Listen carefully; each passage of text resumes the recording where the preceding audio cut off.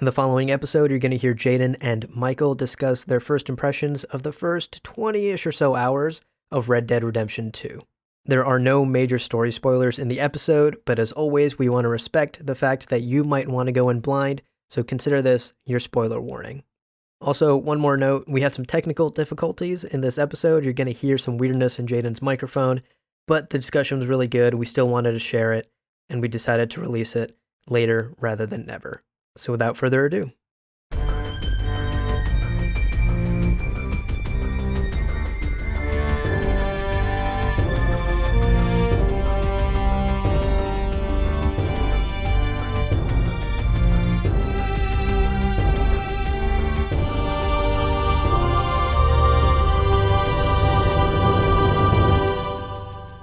Hello, welcome to Lore Party. I'm your host for this episode, Michael, and joining me is Jaden. That would be Prospector Paris to you. Well, oh my goodness. Well, howdy there. It's good to see you on Howdy to you, partner. on this here podcast.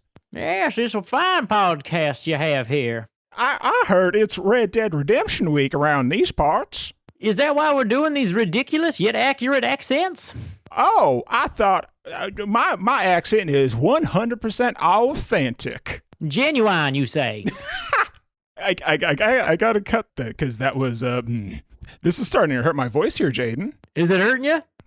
Just a little bit. I think emotionally because I think that voice at this point is somewhat offensive. But it's also pretty fun. Exactly. It's all about fun.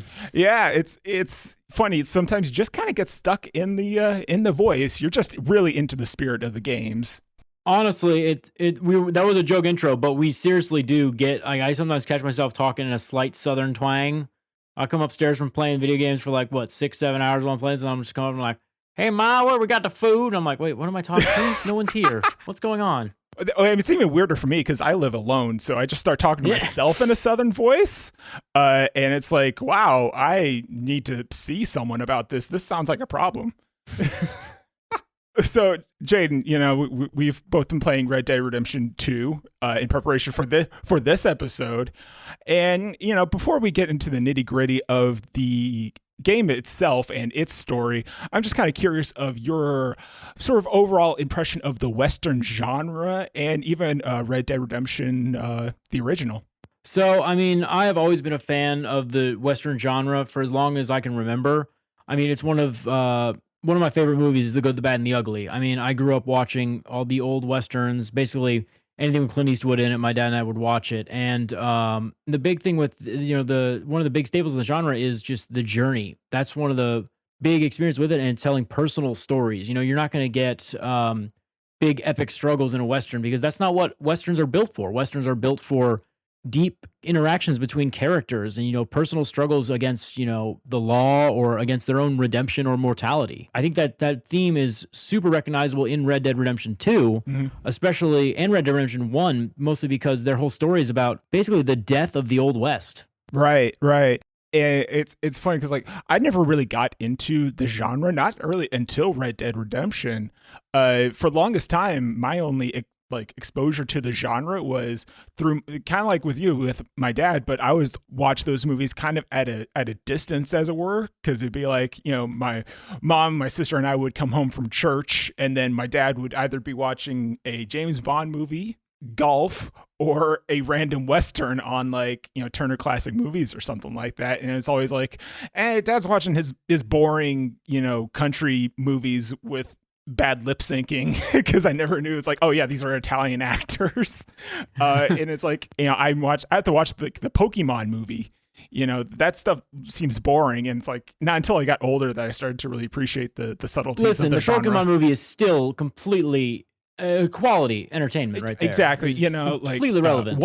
Once Upon a Time in the West and the Pokemon movie are right up there in the AFI film institutes, film schools. Absolutely. All the classics. And it's funny because for me, going back and specifically doing the Red Dead Redemption minigame episode, which was released earlier this week, it feels like a very classic Western story, even though it's told in the perspective of the West is dying and not really enjoying the genre as like a lot of the spaghetti westerns do. It's Red Dead Redemption is a reaction to sort of the stereotypes of the genre. Well, it was a very bold choice by the creators of the game as well, because Rockstar could have very easily just put this like right in the middle of the Old West times, like 5 minutes after the Civil War ended and the entire area is lawless. But this time they were like, no, we're going to tell the story that's very rarely told,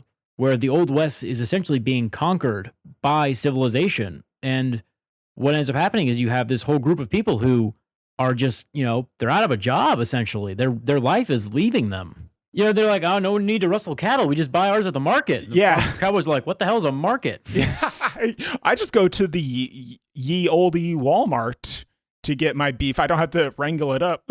What in the hell is a Kroger's? I'm supposed to skin this thing and eat it. What's a Kroger's? Regional grocery store jokes. We have all the hits on this episode of Lore Party. I guess now kind of going into Red Dead Redemption 2, one thing that kind of, I guess, sort of worried me when the initial announcement was made was that it was going to be a prequel starring a lot of the primary cast of Red Dead Redemption 1. And if you played that, the fates of probably 90% of this cast that we're going to be surrounded by. Just kind of curious as to going into Red Dead Redemption 2, what were sort of your expectations of what you were planning to see from these characters, many of whom we've either played as or know what happens to them. Going to the game, John Marston from Red Dead Redemption 1 was one of my favorite video game characters ever. I loved seeing the personal struggles that he went through to, accomplish the mission that's set for you in Red Dead 1. But then playing it, and when I heard that it was not only was Red Dead 2 going to be a prequel, but it was going to be, you're going to have to play some guy named Arthur Morgan, who I had never seen before. Yeah. I was like, what are you doing? Give me John Marston. Give me my scar-faced boy. I want him back. I want to play as him. I want to ride around like I did in the old days, and it'll feel great, just like I was back in high school. No. Yeah. It turns out that, honestly, I was blown away by how much I actually, even as little into the game I've gotten into, and saying that I've probably played 20 hours of it, and it's a gigantic game. Yeah. I just find myself, more and more, I hate John now. Because I know what he does in later games, and I'm like, all these people are looking out for him and protecting him, and I'm like, no, don't do that. Yeah. He mentions a couple times in Red Dead Redemption 1, it's like he's just like, oh, I'm just, I'm a simple man. I'm just kind of an idiot, doing what I'm told. But in 2, they really just kind of make him a complete kind of a dumbass. He's just kind of blindly doing what is being told of him from either, Arthur or Dutch or, some of the people who are, higher up in the ranks than him. Which I think really goes to show just how much of a, wooden character some of the Rockstar protagonists end up being, but it's really through no fault of their own. Yeah, that's a kind of that's a funny way of putting it. But I guess now that we're into the weeds and kind of like you, I guess I'm still objectively pretty early into the game. I'm still in chapter 2, but I must have played the game for at least 30 plus hours. Kind of playing the game in the same way that I played No Man's Sky. If you listen to that episode, but it's just kind of this open, expansive world in which I can kind of absorb everything organically. And it's there's these other missions too with some of these people. I was wondering how have you been playing the game so far? Whenever I get into an open world game like this, I always try to attack the main storyline as aggressively as possible, because the biggest thing for me is I want to experience the story of the game. So I always try to just get to the objectives as quickly as I can, get through the missions as quickly as I can, and get to those sweet, sweet cutscenes, because those are really what I came here for. Like I said, I'm a big Western fan. I love John Wayne and all that good stuff. So I was just sitting there, I'm like, I really want to hear what's going on, because, I don't know who Arthur Morgan is. I'm playing this is a really weird realm we've stumbled into, because we're playing a prequel game where the only person we don't know is the person we're spending the most time with. Yeah, yeah, that's a funny thing. It's like it's almost like I'm trying to think of like a good analogy, but it's like maybe like if you're playing like a Star Wars game and it's like, oh, you're not any of these principal characters, you're this side guy who we never see, or something Your like dash that. Where shoot good. yeah, yeah. You're like, that's a dumb name. Random. It's like, nah, there's 3 books about him already. It's like, oh, what? Or it's like in the credits of like a movie, you see someone like guard in number 4, and it's like, oh, that's your new protagonist in a weird way. But now that we're sort of meeting some of the characters who we may have only met briefly in Red Dead Redemption 1, what members of the gang have you sort of responded to sort of most in terms of like or even like dislike or just intrigue on your part? I was gonna say, I think for me, one of the characters that made probably the biggest impact is probably Micah. I do not like Micah. Oh, really? To me, he reminded me a lot of Trevor from Grand Theft Auto 5, which was very interesting to me because, like, in Grand Theft Auto 5, I loved Trevor. I loved how crazy and outside of the box he was and how wild he could be at times. Yeah. But then when I'm in the setting of Red Dead Redemption 2, I'm just like, this guy's a giant liability. Yeah. He's just out here running around shooting up towns and screaming for his guns, and I'm just like, calm yourself down, man. We're supposed to be lying low here. Yeah, it's like at some point you think like, oh, Dutch would have just like shot him at some point, or would be like, hey, sorry, buddy, you're you're too much of a liability, and just like shot him or something like that. I was gonna say, the other characters and then on the flip side of that, characters I really like, I really like the story of Lenny. I really like his whole transition. He's trying to prove himself. Right. He's relatively new to the gang, and he seems to want to try to make a mark. Yeah. And it's kind of cool how Arthur kind of takes him under his wing a little bit.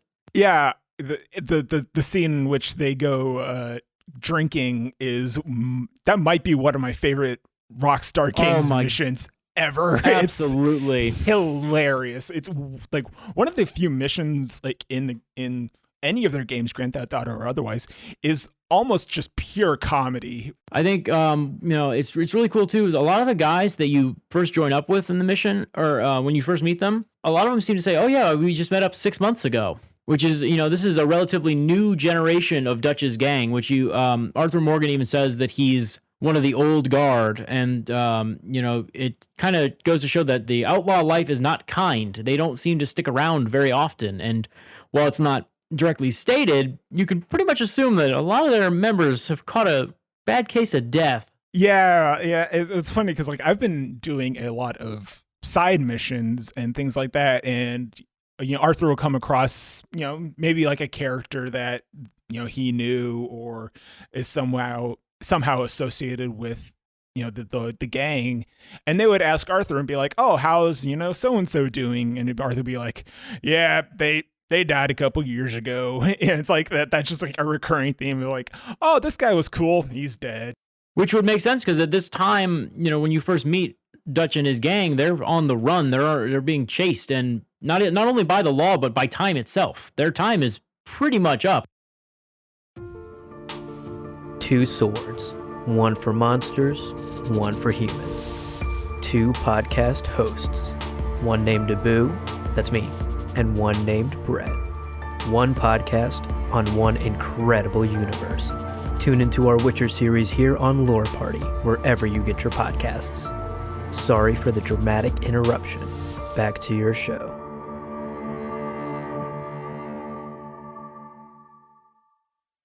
One of my favorite characters that we've been exploring in 2 is actually Dutch, the leader of the gang. And he was like a character in 1 where we sort of know him mostly on a mythological level, as it were, being like, it's a character that a lot of people talk about, but we rarely see until very late in the game. Yeah, very late in the game, where he's, gathering up a new gang of mostly Native American people to kind of do a preservation kind of thing. And one of my favorite, speaking of shots, one of my favorite shots is like right at the beginning of the game, where the gang is going into the cabin to protect themselves from the snow and everything like that. It's a pretty wide shot of the surprisingly diverse group of people that they've accumulated throughout the throughout the months, and Dutch gives a great speech being like, hey, just stay by me. I will keep you safe. Not like, oh yeah, stay with us. And it's like, you can see sort of Dutch kind of cultivating a new, like a cult of personality about him, where it's like, it's not about the gang, it's not about the family, but it's about him. He's the one who's going to keep you safe. I think so too. I mean, Dutch as a character is more interesting at this point, at least to me, than Arthur or even John to a lesser extent. He shows you that like all the characters in the group, they only have nice things to say about him. Even Micah, who's like doesn't seem to care about anyone's like, oh, I can't go back to Dutch without a peace offering. I got to go make a big score, otherwise Dutch won't let me back in. Yeah, and it's really amazing to watch this character basically hold everybody together. He's the lifeblood and soul of that group, and you can really see that, and that's why Arthur's willing to do anything for him. Yeah, and it makes me think of like, okay, what did Dutch do originally to get Arthur's trust? Why does Arthur trust this kind of not quite a psychopath, but he's certainly like a sociopath, where he's just like a great manipulator of people? And so, like, how did Dutch manipulate Arthur? Well, I think it's mentioned pretty early on, and if we hadn't mentioned this before, we're trying to keep this as spoiler-free as possible. John mentions that, he was picked up early by Dutch, and so I think part of the reason why he gets so much loyalty is you'll notice the people in his group either seem to be really old people or really young people. He seems to know he can take people who are, older, down on their luck, like Pearson, or people like Lenny or John when he was younger, who are just like young kids who are like, I can take on the world. All I need is a guiding hand to help me through. And Dutch is like, what's that? You need someone to be your puppet master? I can do that. Sure, why not? Yeah, and it's like he preys on like the vulnerable and also like the people with like chips on their shoulder, someone who might have like a little inclination for wanting to have some sort of revenge or something like that, where it's like these, this gang of people are rebels and everything like that.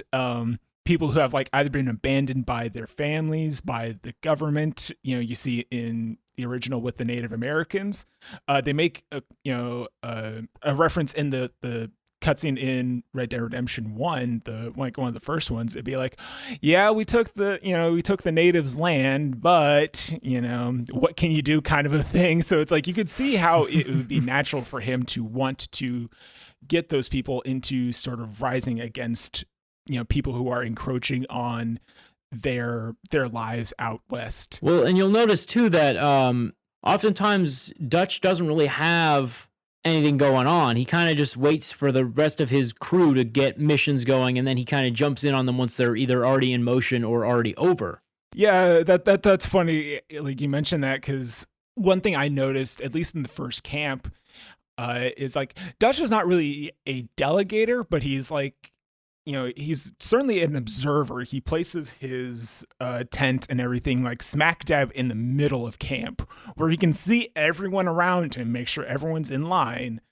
But he doesn't really have anything of his own to contribute to the gang other than being this one central focus that everyone kind of gathers around. Which makes him the perfect manager. He's a crummy middle manager if he was like in the 21st century, he'd be a crummy middle manager in just some office somewhere. Be the most terrifying boss ever. I need you to get those copies done by Monday, or there will be hell to pay with those O'Driscolls. The O'Driscolls.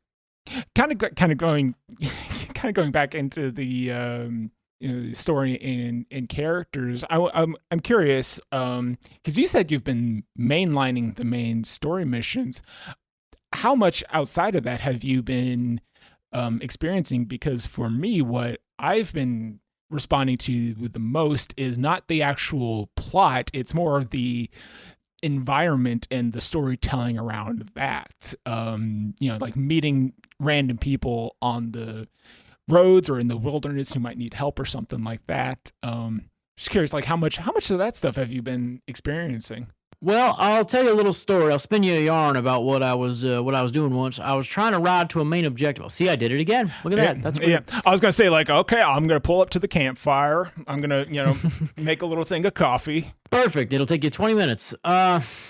But yeah, no, I was riding from one objective to another, and then a lady came out of the woods and was like, "Excuse me, mister, my horse died back there. Can you come help me out?" And I was like, "Sure, lady. What do you need from me?" And she was like, "Can you give me a ride back to camp?" And I was like, "Oh, sure, that's fine.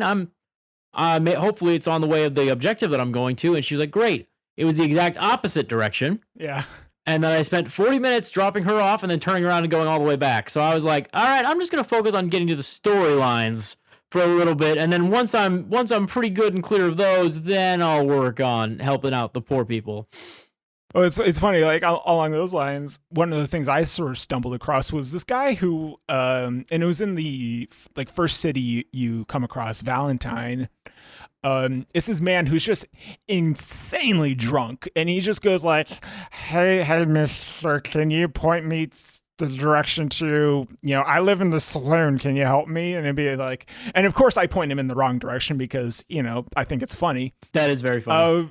Yeah, so he starts like stumbling away, and I think the game just intends you to, walk away and do, whatever. But I kept following him, and he just keeps on like mumbling to himself about like the woes, for his life. And you see like him sort of like telling the tale in a drunken slur of, how he sort of fell into like alcoholism and like lost his land and stuff like that. And eventually he just walks and then stumbles across some train tracks, and I'm like, I wonder what's going to happen if he just stays here. Sure enough, train comes in, boom, it's this drunken man. I'm like, I should have probably helped him, but that is sad and hilarious. That's Rockstar right there. Sad and hilarious should be the tagline for their company. Oh my god. So I guess where you are right now, I'm actually curious as to where you think the narrative as a whole is going to go, because for me, what I'm seeing is like, okay, I know characters X, Y, Z, pretty much the whole alphabet are going to be dead eventually. We know this. In some cases, we're the ones who kill them. What is going to be the central sort of hook, as it were? Because for me, it's kind of very loosey-goosey, at least where I'm at right now. So I'm just curious, what do you think is going to be sort of building as to what leads up to, in a lot of cases, a lot of these characters' demise? So I think the thing that I'm going to be looking, I guess, the most forward to, but also kind of not, is learning where we're going to stop between the events that are happening now and what happens in Red Dead Redemption 1. Because right now everything's bad, but it doesn't seem too bad. So something has to happen that causes all these people to split up and go their separate ways to set the stage for Red Dead Redemption 1. I'm waiting to see what's going to come from that, because it has to be something pretty big, because as Dutch has already shown, he will do anything to keep these people together. And that would have to be a really big get to get them all to spread out and run away from each other like they do in Red Dead Redemption 1. Yeah, and I think on that line, what I'm thinking of is because in Red Dead Redemption 1, it's sort of viewed as, okay, Bill Williamson is the one who sort of took over the gang, as it were, from Dutch eventually. What's going to happen between their relationship to where Dutch is off doing his own thing with, kind of walking the earth, as it were, trying to get a new gang going along with the Native Americans. And how does Bill sort of rise to power, as it were? And I'm curious to see how the relationship between those two characters builds over time. It's a lot of unanswered questions, which the worst part about it is we will get answers to them, but we have to finish the game first. And finish it they will, knowing those guys. As always, thank you so much for tuning into the show. If you enjoyed it, please take a second to rate and review us on Apple Podcasts. That really helps us grow the show. And as always, you can connect with us on Twitter and Instagram at lore_party. Thank you so much for tuning in, and we'll catch you next time.